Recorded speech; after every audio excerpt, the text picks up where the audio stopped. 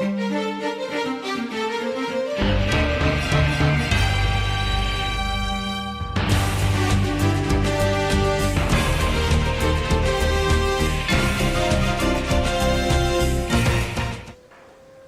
afternoon, friends. I welcome you to the second session for today, which is Risk Management Framework using FMEA for Concurrent and Complex Engineering Environment. It will be presented by Ms. Anju Drolia, who is from ST Microelectronics.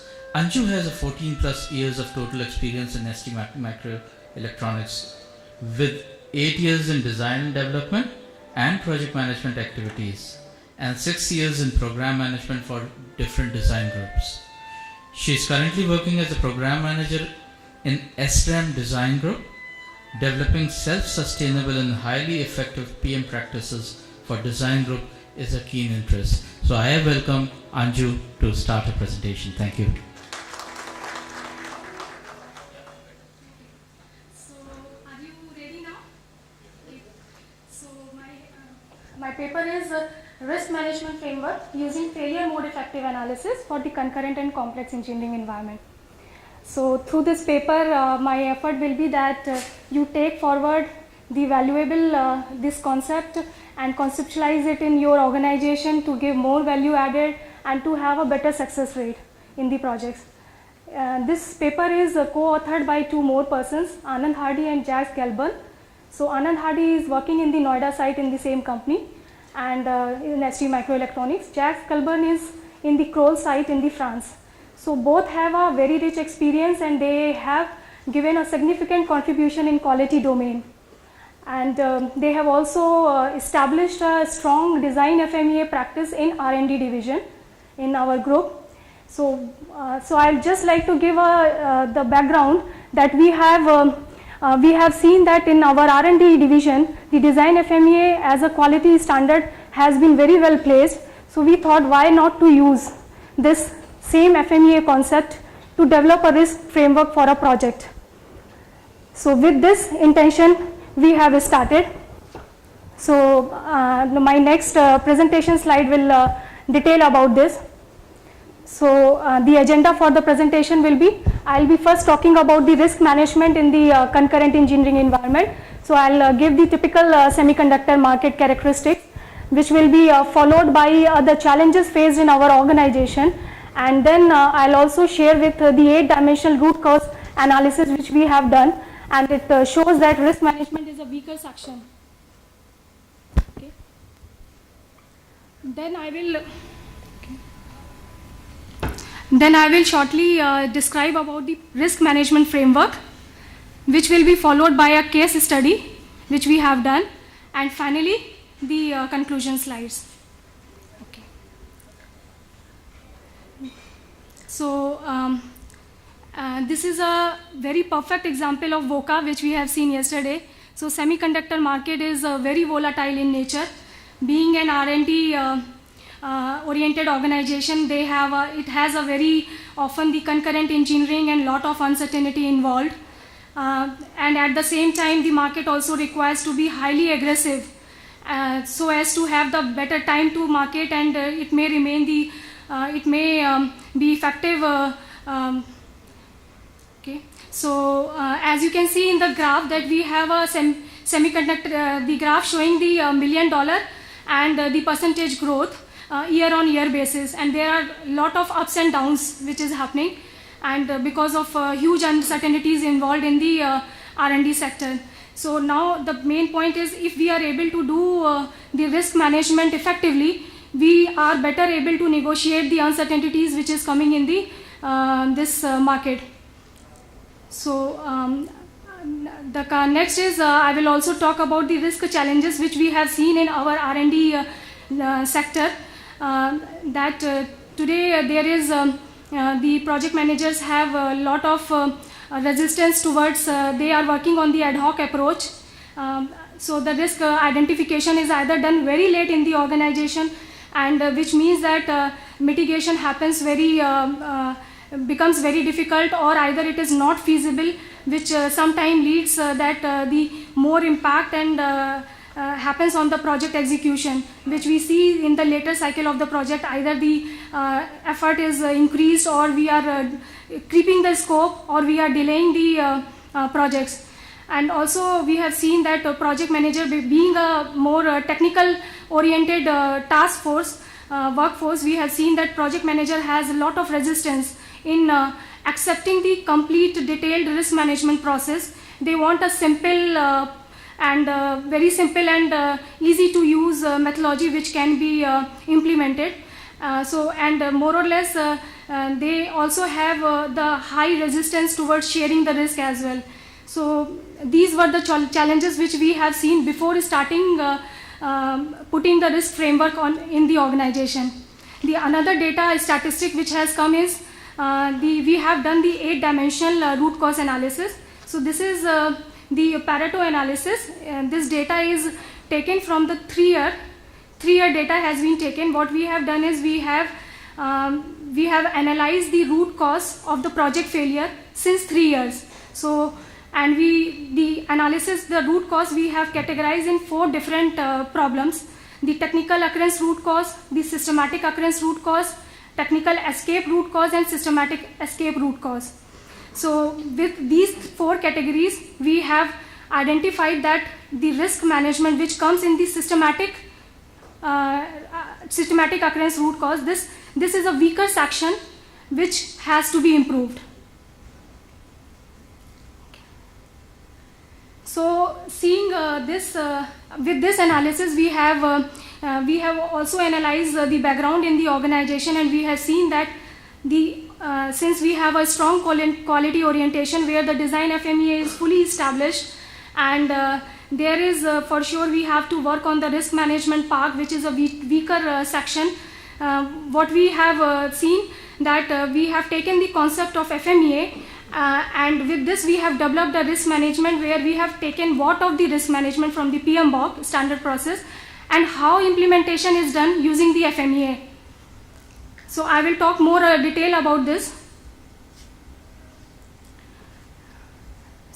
Okay, so this is the same slide basically explaining that the risk management, what has been coming for the standard process of the PMBOK, and how is the definition from the FMEA. That will be in the couple of later slides. I will explain how we are doing the FMEA for the project risk management. Another criteria for the risk management framework is selection of the project. So how do we select? This is a main other important criteria which we have seen before starting the risk management implementation. So what we have done is we have categorized the project on the 2 angles. One is the time and the other is the complexity. Time can be from the 2 days to 1 year. It may be a simple migration or the porting which may require a very minor depending on the project. The project can be also a new project, complicated project which will require the complete 1 year or maybe longer time duration. Complexity is what type of uncertainties or the challenges behind this. So both this factor we have defined a guideline that the fresh detailed risk analysis will be doing it, or it will be done on the complicated and complex project, which will be either the long term or the medium term. For the short and simple project, we might go on into the incremental analysis where we will only focus on the changes, and we will categorize or do the risk assessment based on the changes which come. So it will be short and simple also. So, yes. Can you go back to the slide? Yes. Okay. What is the range you have taken for this course? The duration? Yeah, when you say simple is 1, complicated is 2. Is 1 the lowest, 3 the highest? Or how did you take this? See, the horizontal is the type of or the basically project characteristic. If it is a complex or it's a complicated or it's maybe a simple one. Complicated means there are a lot of different complexities involved which it may be interacting with maybe high in terms of technical, also maybe in terms of operation also you have a lot of complexity. Complex in the sense maybe it involves completely new technical challenges which may becomes difficult or complex to achieve, and the duration is a time duration where it can be varied according to your project or your organization needs, that how you categorize the simple project. For us, simple project will be a migration activity or the porting activity for which we already have the experience available, and the expectation is clear that we have to take the basic specs and we have to migrate into the some other platform. The complex would be and medium and long term will be which require some more design or architecture level developments, and which may involve some new methodologies to implement in the project. So those may require some medium and long term time duration to complete the project. So this is as per your organization, you can customize the definition. Okay. So before developing the risk management framework, the guideline principle, which these were the guideline principle. First is, most important was that the process has to be simple and easy to use by the project manager, because we have seen in past that there was a lot of discomfort between the project managers, as they didn't have, because the project teams were more on the technical, they were more inclined towards the technical domain, and they have highly resistance to put a the significant amount of time in following the complete detailed risk management steps. And also there were a lot of training or coaching is required for such project managers to go into the effective way of risk management. So with that, purpose was that it has to be simple and they can use, and the other one is the effectiveness. So here our idea was that we provide a generic lookup table to them, where the lookup table we have defined with the various discussion with the different brainstorm. We have done the brainstorming with the different expertise, and we have defined the lookup table for the failure modes, and this has to be used by the project managers for when they start new projects. And for the incremental analysis, they will be just seeing the changes, and they will do the incremental failure mode analysis. In my next slides, when I will talk about the failure mode, you will know more into the details. Okay. So I'll now talk about the case. This is a IP development program. This memory SRAM development program, as I'm involved in the SRAM group doing the program management. So it's a memory development program in M40 40 nanometer node for a microcontroller division, which is a key customer for us, and it requires 4 memory products to be developed in the aggressive timelines, because normally for one compiler full-fledged memory we need approximately 6 to 8 months. Here we have 4 memory products, and that too also the new technology platform. So it's a very aggressive timeline which we had to work into.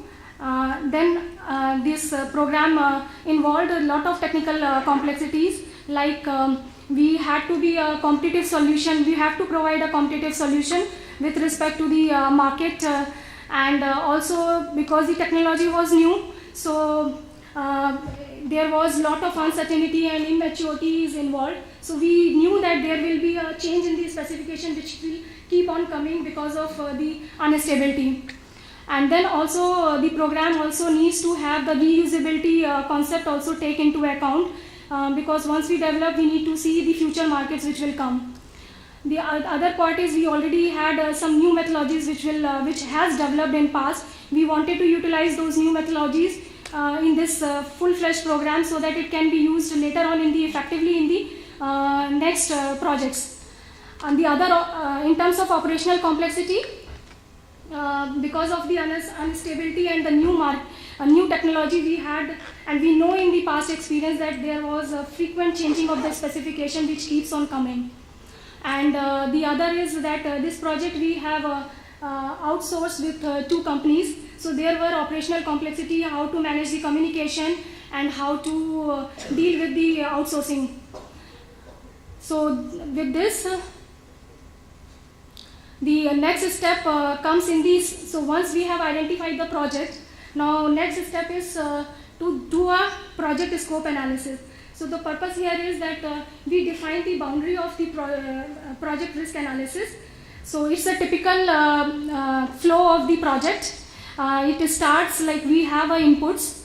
Scope means the requirements, schedule and cost, which define the project, and finally when we develop the product, the specification and resources and planning goes inside, and final output is the product deliverable. So what we have done is the implementation of the part of the specification is considered as a product FMEA. We say it design FMEA. So it's a design FMEA which is complete the similar way, but it's a different stream together. And other is a project where we mainly focus on the completeness of the scope. So the difference here is that it is a completeness of the scope, the other is the implementation. And then the schedule and cost, which is given as the input to this project definition. So now what we do, we limit through the boundary analysis, we limit the project scope to be part of the project risk assessment. Okay. Now the next step is to define the team. Okay, so as this project was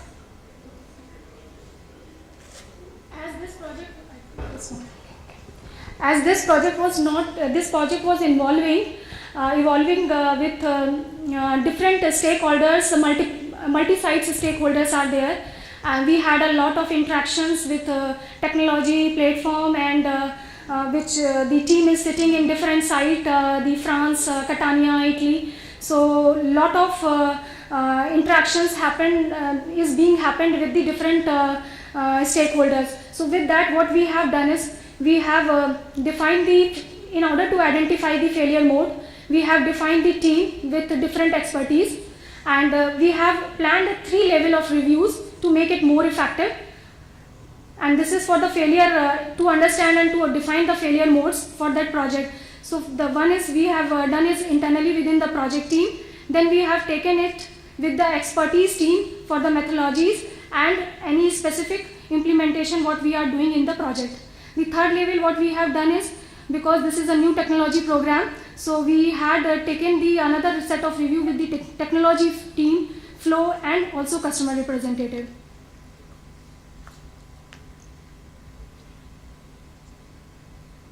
So this is the concept which we have used to identify the failure mode. So what we have done is we have taken all the brains behind. We have done the different level of reviews where basically ideas involving from the technology, process, resources, budgeting, and with that we have come up with the failure modes, all type of failure mode, and with that we have developed a global general lookup table of FMEA template. It's a defined based on the past project data as well as the reviews with the different expertise. So this is a predefined function analysis template which had been used in the project. First time you have to develop it, but once it is developed, that will be used always for the next projects. Even if the new project is there, but almost similar type of nature is there, so you will be able to do it. Now I am coming to the main portion of the function analysis. So basically what we are doing is, the first is the item. So risk identification is done on the 3 basic items, the scope, schedule, and cost. Okay. So now another step is that first we focus on one item at a time and identify the critical functions of the item, which are either the new or it is changed. For example, in terms of scope, we might have the customer requirement, we might have the technology requirements, we might have the design flow requirements, we might have also the new methodologies which is coming. There could be another requirement which will be for the future market. So these type of different functions will be there in the scope. Similarly, in terms of schedule or cost also, focusing one item at a time, we are identifying the critical function. Then the other is the when is basically the project development stage, when this failure can occur. So scope part, as we can clearly know that this will be a part in the MAT5 specification, where when we are closing the specification, we need to close the risk mitigation for the failures. The another is the measurement criteria. So for each function, we have to identify if the desired function, the function which we have identified, is achieved or not. Like for example, in case of customer requirement, today we have a safety requirement, we also have the reliability requirement coming from the automotive division, we have a security for the secure application, we have a security requirements coming from the division. These different requirements are coming for the customer according to the different market profile. Okay. The other is the failure mode. So basically the negation of the measurement criteria, the function which we have identified, the negation of measurement criteria is the failure mode. So once we identify the failure mode, the next is we have to do the risk analysis and mitigation. So this part is the risk analysis. So again I have just captured the initial points, item and failure mode, to give you the just a feel. So for failure effect, what we do is once we identify the failure mode, we access the potential effect of failure, like what is the failure effect and what is the failure cause.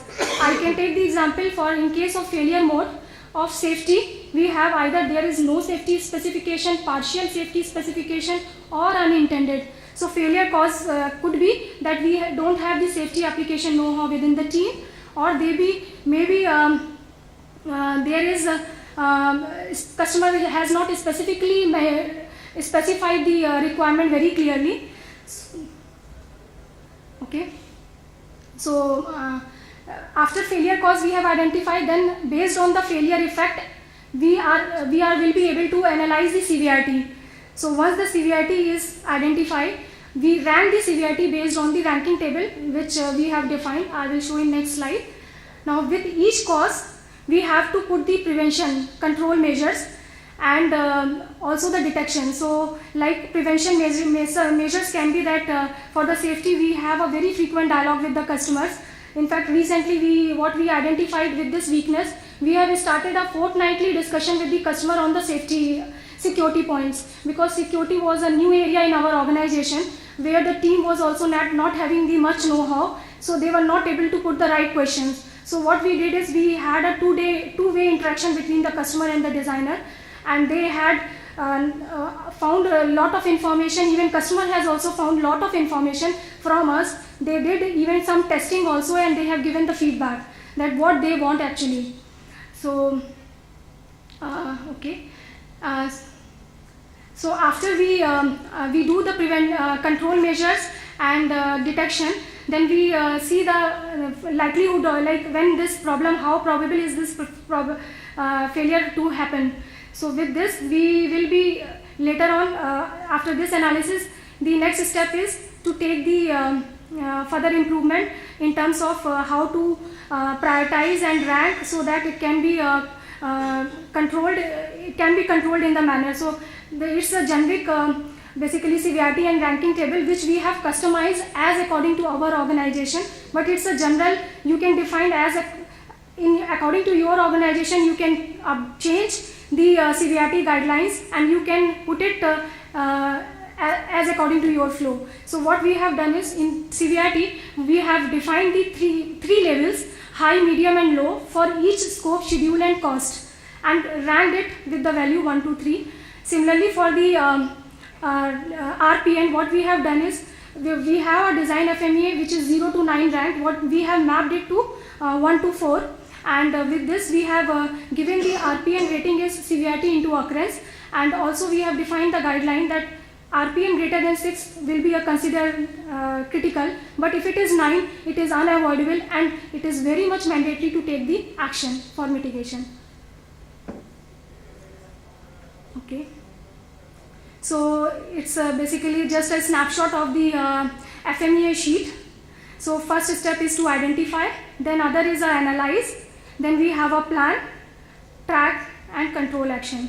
So what we have done is we have planned the action on the high priority risk.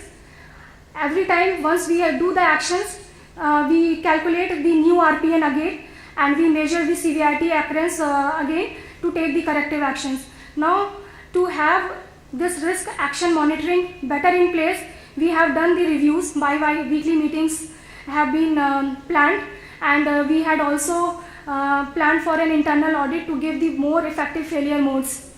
And the another aspect is to have the regular sharing of the consolidated risk with the senior management, so that they are also made accountable for the actions which is assigned to them. So, in conclusion, I would say that this is a very structured approach which we have taken, and the template has been made very generic so that it can be made effective both in terms of time and quality, and it is made simple to be used for the project manager. We have used the FMEA methodology because it's a well-known FMEA methodology which even other industries are also using, and in our industry it has been already started for the design part, but for the process weakness it is today not being placed correctly, so that we have taken it for the So with this I conclude. Thank you, Anju, for such a nice presentation. And if I may ask Mr. Abhinav to come on stage and facilitate our speaker.